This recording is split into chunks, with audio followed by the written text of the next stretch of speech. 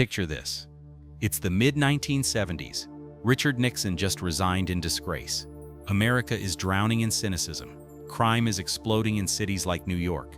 And a young filmmaker named John Carpenter sits down and writes a screenplay so dark, so violent, so brutally honest about distrust in government that every single studio in Hollywood rejects it. That screenplay would sit in a drawer for years. But when it finally got filmed in 1980 and released in 1981, it would create one of cinema's most iconic anti-heroes, launch Kurt Russell from Disney kid to action legend, and accidentally predict elements of our future that are still eerily relevant today. Fact 1. The Origin, Watergate, and Cynicism. John Carpenter didn't pull this story out of thin air. Between 1974 and 1976, in the immediate aftermath of Watergate, he wrote a screenplay that channeled the nation's rage. The whole feeling of the nation was one of real cynicism about the president, Carpenter later said. He wanted to make a film where the president wasn't a hero, where authority itself was corrupt, incompetent, and ultimately disposable. But here's the kicker. When Carpenter shopped the script around, studios told him it was too violent, too scary, and too weird. Some even said it made too much fun of the presidency. Hollywood was nervous about mocking The Office so soon after Nixon's resignation. So Carpenter put the script in his trunk, literally. It would stay there gathering dust for years until the success of Halloween in 1978 finally gave him enough clout to resurrect his dystopian vision and get it filmed in 1980. Think about that. One of the most influential sci-fi action films of the 80s almost never got made because it dared to show a president as anything less than noble. It would take Halloween's massive success in 1978 to finally give Carpenter the leverage he needed. Fact 2. Casting Snake, the Disney kid nobody wanted. When Avco Embassy Pictures agreed to finance Escape from New York, they had one condition: absolutely not Kurt Russell. At the time, Russell was known for squeaky clean Disney comedies like The Computer Wore Tennis Shoes and family-friendly TV movies. The studio wanted someone with gravitas, someone dangerous. They pushed for Charles Bronson, Chuck Norris, or Tommy Lee Jones.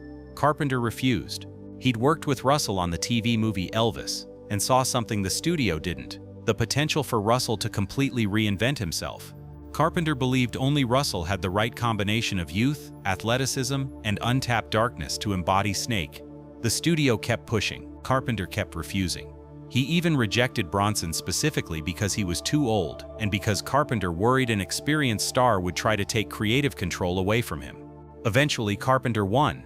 And Russell, he was so determined to shed his Disney image that he stayed in character between takes, developed a lean, muscular build through rigorous diet and exercise, and based his performance on a combination of Bruce Lee's physicality, Clint Eastwood's vocal style, and Darth Vader's menace. The studio's worst fear became Russell's greatest triumph. Snake Plissken turned him into one of the decade's biggest action stars. Fact 3. The name that started it all. Here's something that sounds made up but isn't. When Carpenter was struggling to name his main character, a friend told him about someone they knew in high school. This guy's last name was Plissken. He went by the nickname Snake, and he had a huge snake tattoo on his body. Carpenter later said, "Anybody with a snake tattooed on them someplace, that's my kind of hero." The real Snake Plissken was apparently a sort of tough guy from Cleveland with a reputation. That's all we know. But that one detail, the snake tattoo, became central to Russell's character. They moved it from the arm to Snake's stomach, which is one of the most painful places to get inked, reinforcing just how hardcore this character was meant to be. To this day, nobody knows what happened to the real Snake Plissken from Cleveland, but his name lives on as one of cinema's most badass anti-heroes. Fact 4. The eye patch that almost didn't happen. That eye patch, it wasn't in the script. According to Russell, he suggested it to Carpenter almost on a whim. "I said to John, I think it'd be cool to wear an eye patch," Russell recalled. "I think a lot of guys would have gone, well, I don't know," but John immediately went, "That's great. I don't think anybody's worn an eye patch since John Wayne in True Grit." It was perfect. The eye patch made Snake instantly recognizable and added to his mystery. The movie's novelization later explained that Snake lost his eye during the Leningrad Ruse, a covert operation where the US government betrayed him, giving him even more reason to hate authority. Interestingly, Russell had to remove the eye patch between takes because wearing it constantly messed with his depth perception. Yet on camera, Snake's aim is perfect. That's acting. Fact 5. Finding the worst city in America. With a budget of only $6 million, modest even by 1980 standards, Carpenter knew shooting in actual New York City was impossible. Producer Deborah Hill sent location manager Barry Bernardi on what she called an all-expense-paid trip across the country looking for the worst city in America. Bernardi found it, East St. Louis, Illinois. In 1976, a massive urban fire had devastated entire neighborhoods, leaving behind block after block of burnt-out buildings, abandoned streets, and rubble. It was perfect. Block after block was burnt-out rubble, Hill remembered. In some places there was absolutely nothing, so you could see 3 and 4 blocks away. They also bought the old Chain of Rocks bridge for $1 from the government, used it to represent the 69th Street Bridge in the film, then sold it back for the same dollar once filming wrapped, just so the city wouldn't have any liability issues. So when you're watching Snake navigate the ruins of Manhattan, you're actually watching him walk through real devastation in Illinois. Sometimes the best dystopian futures are just reality with a camera. Fact 6. Hell Night. Filming in the Inferno. To capture the dark, oppressive atmosphere of a prison city, Carpenter insisted on shooting only at night, every single night, for months. Filming began at 6 p.m. when the sun set and continued until 6 a.m. the following morning. Then, as dawn broke, bulldozers and city workers would clear away the fake wreckage, plane debris, burning barrels, trash, and return the streets to normal for daytime traffic. But here's what made it truly hellish. They filmed during a St. Louis heatwave from August through November. Even at midnight, temperatures hovered between 95 and 110 degrees Fahrenheit. The cast and crew were working in suffocating darkness, wearing heavy costumes under blazing lights in triple-digit heat. Several National Guard members who were playing soldiers in the rescue attempt collapsed from heat exhaustion during filming. They started with 30 guardsmen and ended with only 15 who could still stand. For months, nobody on the crew saw daylight. They existed in a perpetual night, creating a hellish Manhattan that felt real because for them it was. Fact 7. The fight that almost turned deadly. About halfway through the film, Snake has to fight a massive gladiator named Slag in Madison Square Garden. For this role, Carpenter hired Ox Baker, a real professional wrestler known for his menacing presence and brutal heart punch finishing move. But there was a problem. Baker was used to actual wrestling contact. He didn't know movie fighting. During rehearsals, Baker hit so hard that Russell's stunt double, Dick Warlock, ended up with a face so black and blue they couldn't use him anymore. Russell had to step in and do the fight scenes himself, and Baker kept swinging hard. Russell was genuinely fighting for his life, blocking real blows with his trash can lid shield. Carpenter later said, "If you look at the film, you'll see a couple of shots where Kurt is fighting for his life." Eventually, Russell pulled Baker aside during a break and tapped him lightly in a certain part of his anatomy, a gentlemanly way of saying he threatened Baker's groin. The message was clear: ease up or there will be consequences. But Russell got his real revenge in the scene where Snake kills Slag. Baker had to lie perfectly still while Russell swung a baseball bat studded with actual nails at a wooden block taped to the back of Baker's head. One wrong move and Baker's skull would be pierced. Russell nailed it on the first take. Baker was understandably nervous beforehand, but Russell hit his mark perfectly. That's professionalism and a little bit of payback. The entire fight sequence was filmed in the Grand Hall of St. Louis Union Station over 3 brutal days. Russell later said, "That day was a nightmare. All I did was swing a bat at that guy and get swung at in return. He threw a trash can in my face about 5 times." The scene became one of the film's most memorable set pieces, proof that sometimes real danger creates real tension on screen. Fact 8. The synthesizer sound of dystopia. Carpenter didn't just direct and co-write Escape from New York. He also composed the entire score with Alan Howarth. Using synthesizers and electronic instruments, they created a cold, pulsing soundscape that perfectly captured the film's dystopian atmosphere.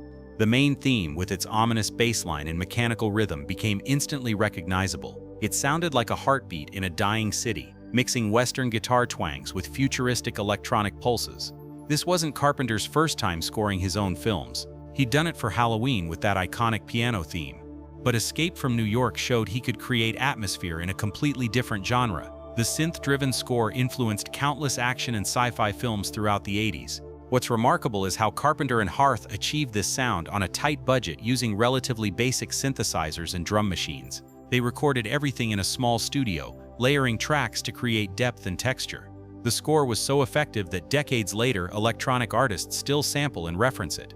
Carpenter has performed the Escape from New York theme live in concerts, and it always gets massive applause. Sometimes the music is the movie, and this score proved Carpenter was a triple threat. director, writer, and composer. Fact 9. The future legend, painting backdrops. In 1980, James Cameron was a 26-year-old nobody working for Roger Corman's low-budget effects studio.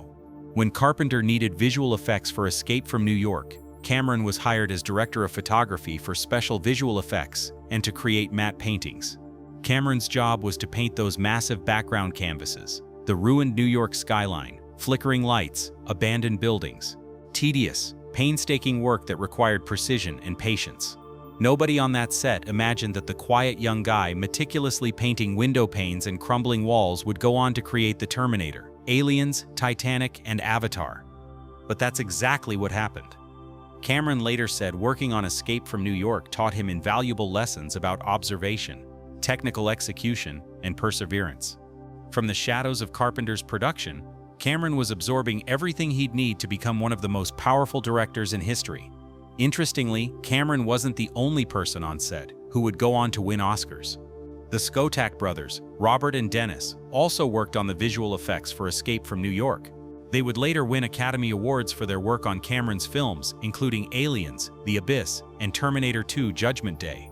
That low-budget visual effects team became some of Hollywood's most celebrated artists. Not bad for a $6 million B-movie shot in the ruins of East St. Louis.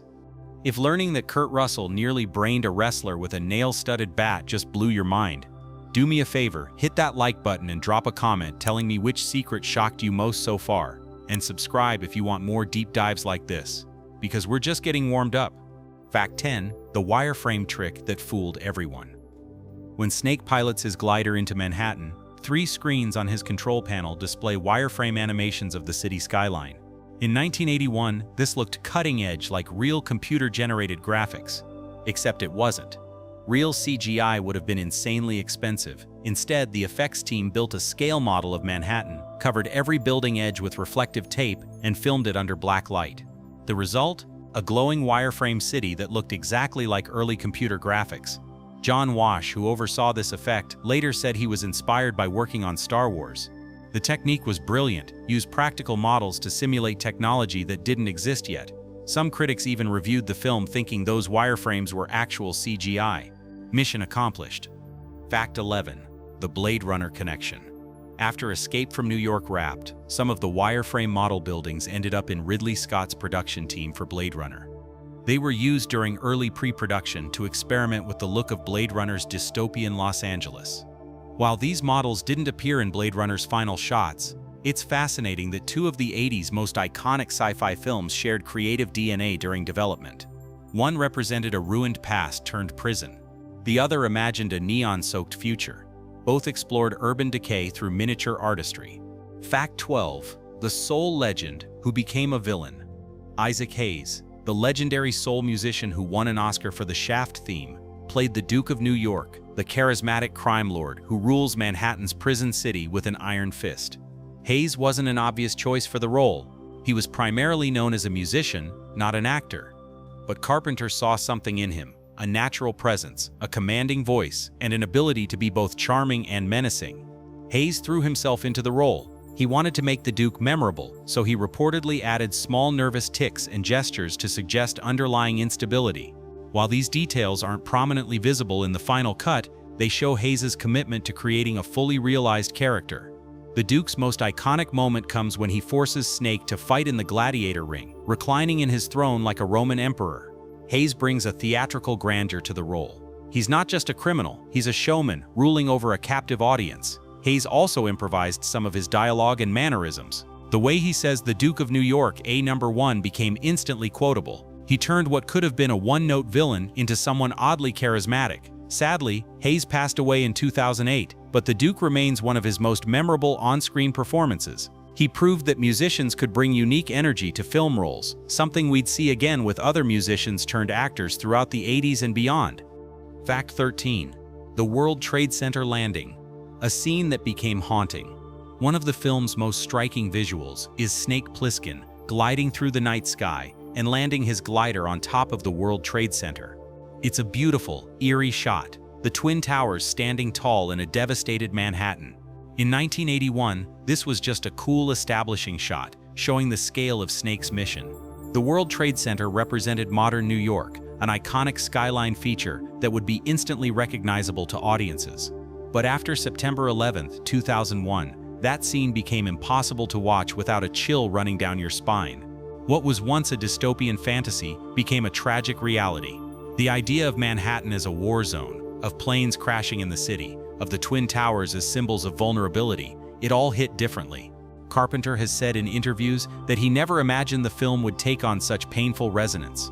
When you watch Escape from New York now, that opening sequence carries weight it was never meant to have. It's a reminder that science fiction doesn't just predict technology, sometimes it accidentally predicts tragedy. The film remains powerful, but that scene will forever be viewed through the lens of real-world horror. Some TV broadcasts and home video releases briefly edited or removed references to the World Trade Center after 9/11, though most versions today include it with the understanding that it's a historical artifact of a different time. Fact 14. The lovable cabbie and Hollywood legend. In a film filled with cynical criminals and cold authority figures, Ernest Borgnine's character Cabby stands out as genuinely likable. He's an aging taxi driver who still operates in the prison city, helping Snake navigate the dangerous streets while maintaining an almost innocent enthusiasm. Borgnine was a Hollywood legend by this point. He'd won an Oscar for Marty in 1955 and had appeared in classics like The Wild Bunch and The Dirty Dozen. At 64 years old, he brought gravitas and warmth to what could have been a throwaway role. Carpenter cast veteran character actors throughout the film, not just for their talent, but because their faces carried history. When you see Borgnine, Van Cleef, and Donald Pleasence on screen together, you're watching decades of cinema history colliding. Borgnine's Cabby provides crucial comic relief without being a joke. He's survived in this hellish environment by being helpful, staying mobile, and keeping his head down. In a way, he represents the regular people trying to survive in a world gone mad, something audiences could relate to even in a sci-fi action film. The character was popular enough that fans still quote his lines, and some even cosplay as Cabby at conventions. Not bad for a supporting role in a dystopian thriller. Fact 15. A family affair on set. Adrienne Barbeau, who plays the tough survivor Maggie, was John Carpenter's wife at the time of filming. This was their second collaboration after The Fog, and Carpenter wrote the role specifically for her. Barbeau brings a hardened edge to Maggie, a woman who survived in Manhattan's prison by being just as tough as the men around her. The character has a complicated past with Harry Dean Stanton's brain, and their dynamic adds emotional depth to the film. According to Kurt Russell, Snake only truly cares about one character in the entire film, Maggie. That connection makes her death later in the film one of the few genuinely emotional moments. And remember that garage scene we talked about earlier? That was Barbeau lying on the cold concrete floor in her own husband's garage, playing dead. Talk about commitment to the craft. But here's another fascinating connection. Susan Hubley, who plays the woman Snake encounters in the Chock-full-o'-nuts cafe, was Kurt Russell's real wife at the time. This was her first role after giving birth to their son together. The scene is brief, but knowing it's Russell's actual wife adds an interesting layer.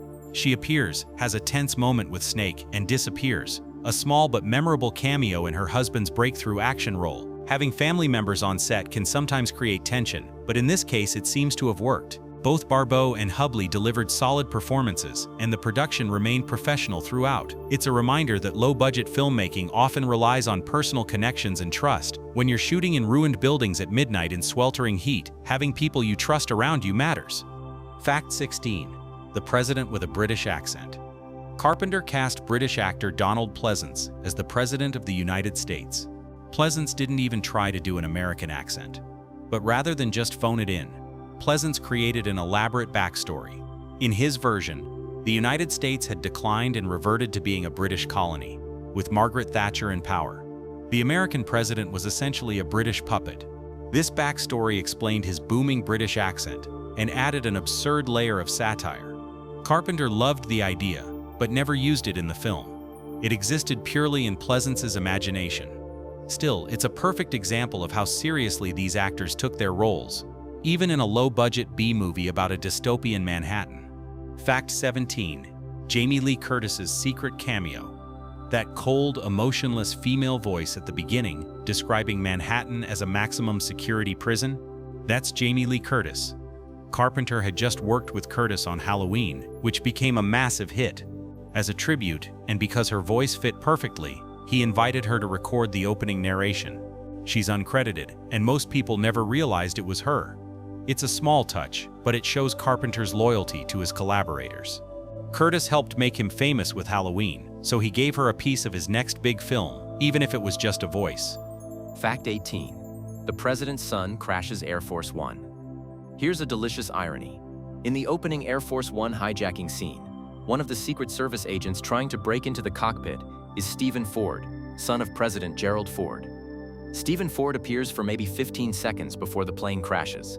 But the symbolism is perfect. In a movie about a president being taken hostage by terrorists, the son of a real US president is right there on screen.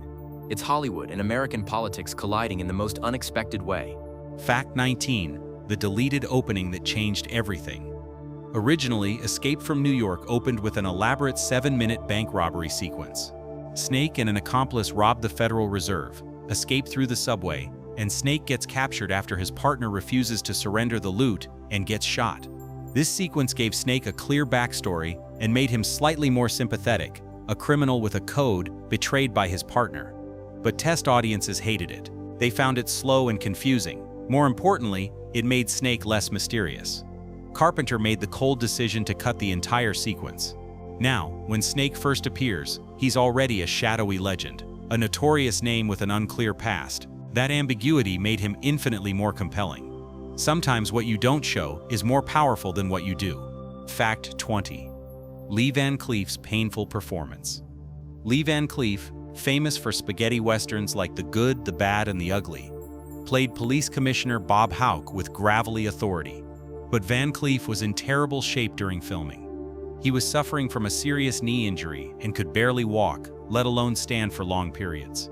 The night shoots lasting 12 hours at a time were torture for him. Yet on camera, Van Cleef looks commanding and powerful. Every scene where he stands giving orders or confronting Snake was physically agonizing for him. But he never let it show. That's old-school professionalism. Van Cleef was from a generation that simply pushed through pain to get the job done. Fact 21. The fake plane crash that fooled a city. For the scene where Air Force One crashes into Manhattan, the crew bought an old DC-8 plane from Arizona, cut it into pieces, and trucked it to St. Louis in the dead of night. They didn't have proper permits, so they had to work fast. A guard was posted for 8 hours to prevent curious onlookers from taking pieces of the wreckage. When morning came, local residents saw a massive plane wreck in the middle of their city. Fire trucks arrived. Police blocked roads. Local newspapers ran stories about a plane crash. Witnesses called in describing the explosion. For a few days, St. Louis genuinely believed they'd experienced a tragedy. The set was so realistic that it fooled an entire city and created one of Carpenter's most memorable images. Fact 22. Snake's middle finger to authority. In the original script, after Snake completes his mission and walks away, he was supposed to flick a cigarette butt directly into the president's face as a final gesture of contempt. Russell read that and immediately objected. To him, that detail was cheap. It turned Snake into a crude cowboy and ruined the cool, mysterious demeanor the character represented. Russell argued that Snake didn't need ridiculous gestures to show defiance. His silent, sharp gaze and slow walk said everything. Carpenter agreed and cut the scene. Instead, Snake's final act of rebellion is destroying the president's peace summit tape, a far more devastating middle finger to authority. Russell's instinct was right. Snake's power comes from what he doesn't say and doesn't do. Fact 23. The lawsuit that proved Snake's influence. In 2012, a sci-fi action film called Lockout was released. It starred Guy Pearce as a wrongly convicted man forced to rescue the president's daughter from a space prison overtaken by violent inmates. Sound familiar? John Carpenter certainly thought so. Along with co-writer Nick Castle and rights holder Studio Canal, Carpenter sued Lockout's writer and executive producer Luc Besson for plagiarism in French court. The court undertook an extensive comparison and found that Lockout massively borrowed key elements from Escape from New York, including an athletic, rebellious, cynical hero sentenced to isolated incarceration despite his heroic past, being offered freedom in exchange for rescuing a presidential family member held hostage, infiltrating the prison via glider space shuttle, encountering a former associate who dies, and keeping secret documents at the end. The court ruled in Carpenter's favor. Besson initially was ordered to pay €85,000, but appealed. He lost the appeal and the damages were increased to €450,000, about $500,000. Plagiarism cases are notoriously difficult to win in court, but this one was so blatant that Carpenter won without even showing up. When asked if he'd heard from Basin afterward, Carpenter scoffed, "Oh hell no, I don't hear from anybody." Interestingly, Studio Canal also suggested Carpenter sue Hideo Kojima, creator of Metal Gear Solid, since Solid Snake is directly inspired by Snake Plissken. But Carpenter refused, saying he's a nice guy. Sometimes homage is flattering, sometimes it's theft. The court decided Basin crossed the line. Fact 24. The poster that inspired Cloverfield. The promotional poster for Escape from New York shows the Statue of Liberty's head lying in a Manhattan street, with Snake in a fleeing crowd nearby. It's one of the most iconic images of 80s cinema. But that image never appears in the film. It was pure marketing, a stunning visual that captured the dystopian concept perfectly, but existed only on paper. 27 years later, J.J. Abrams referenced this exact image in Cloverfield, where the Statue of Liberty's head comes rolling down a New York street. Abrams specifically mentioned it was inspired by Escape from New York's poster.